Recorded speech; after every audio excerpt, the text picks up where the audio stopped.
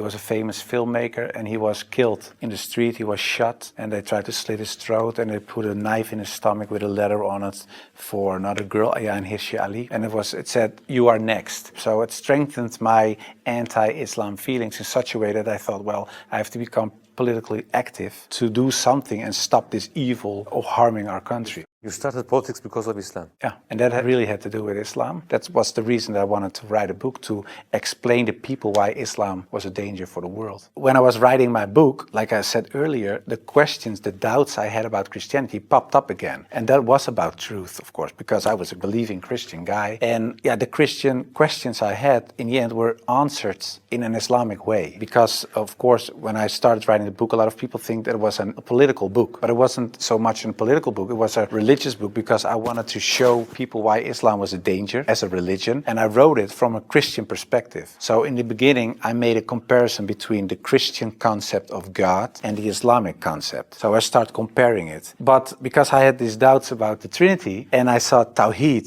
the oneness of God in Islam, I thought, yeah, it sounds a little bit more logical. And then I thought to myself, well, I reread the Bible to refresh myself and see, okay, why isn't the concept of Islam, the Tawheed concept, isn't the Christian concept? But when I was reading the Old Testament and I saw what the Old Testament prophets said, it was one God, one God, one God. And then I thought, okay, I'll look only at the words of Jesus Christ in the New Testament. And then there's this story in the New Testament where a guy comes to Jesus and he asks him, what is the most important thing in life? How can I gain paradise? And he said there are two things. He says, "Hear, O Israel, hear, your God is one. Treat your neighbor as you want to be treated yourself." So I thought, well, even Jesus Christ says, "Hear, O Israel, your God is one." So I thought, well, this whole Muslim concept of God sounds more logical, and it's the same concept that I find in the Old and the New Testament. And I know Christianity as a religion teaches something else, but it isn't the concept of God that I find in the Bible. So after weeks and weeks of study,